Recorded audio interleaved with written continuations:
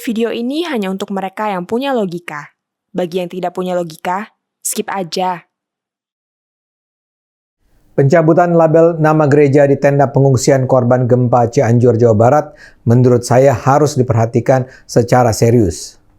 Pertama-tama, aksi pencabutan label gereja itu nampaknya dilakukan untuk memprovokasi umat Islam Indonesia.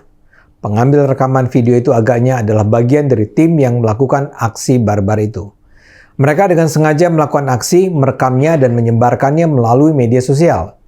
Mereka nampaknya memang sengaja ingin menyerukan ancaman kehadiran misi gereja di Cianjur yang selama ini dijuluki sebagai kota santri di Jawa Barat.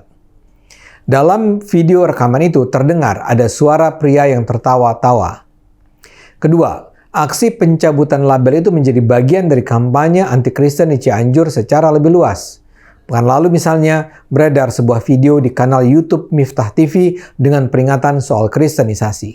Judulnya, Geger, soal gempa dan kristenisasi di Cianjur, banyak muslim pindah ke Kristen dari Islam. Video itu menggambarkan saat ini berlangsung kristenisasi masif di Cianjur.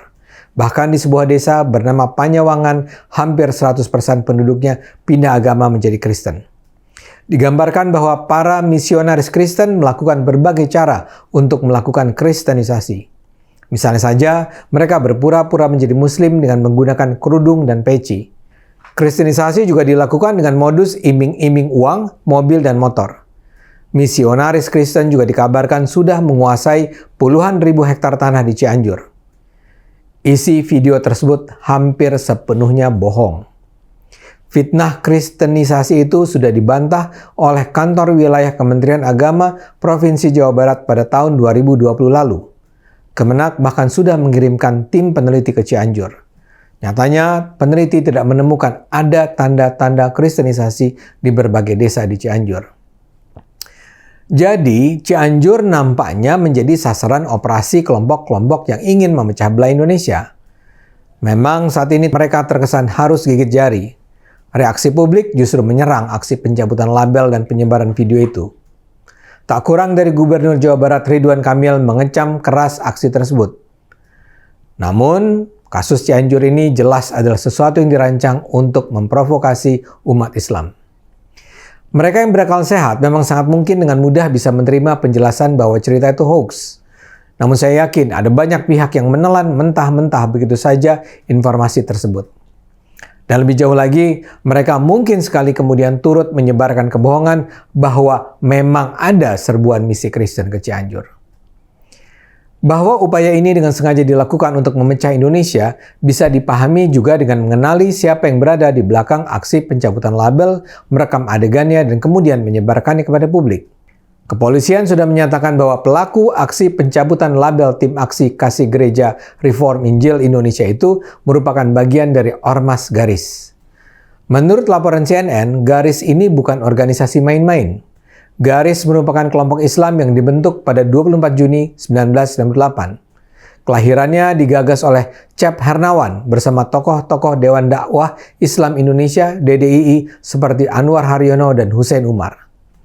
Cep Hernawan menjadi ketua umum Garis sejak kelahirannya dan baru sekarang digantikan oleh anaknya. Cep adalah putra dari Ahmad Syafi'i, pengusaha Cianjur yang pernah terlibat peristiwa kerusuhan Tanjung Priok pada 1984. Para pendiri Garis menganggap reformasi 1998 telah ditunggangi oleh kelompok sekuler dan komunis. Mereka bertujuan untuk menegakkan syariat Islam Indonesia dan membuat reformasi 1998 berpihak kepada umat Islam. Meskipun Garis dideklarasikan di Asrama Haji Pondok Gede, Jakarta, tetapi ormas ini berpusat di Cianjur.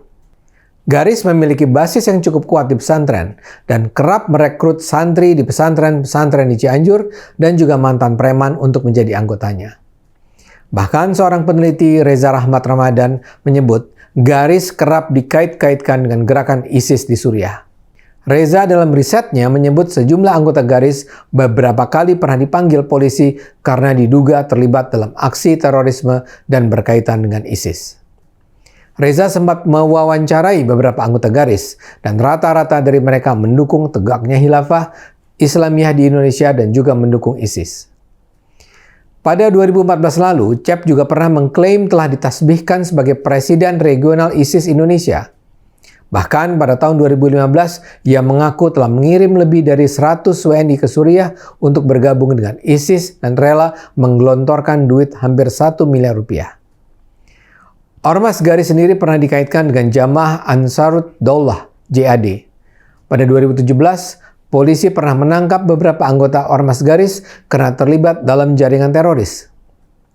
Ketika itu, tim Densus 88 anti teror mengamankan 4 orang yang berencana akan melakukan penyerangan ke Mapolsek Cisaat, Kabupaten Sukabumi, Jawa Barat sebelum perayaan Idul Fitri.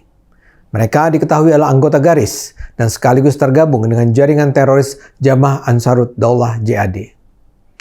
Saya tidak ingin menuduh mereka yang mencabut label gereja di tenda pengungsian Cianjur adalah teroris.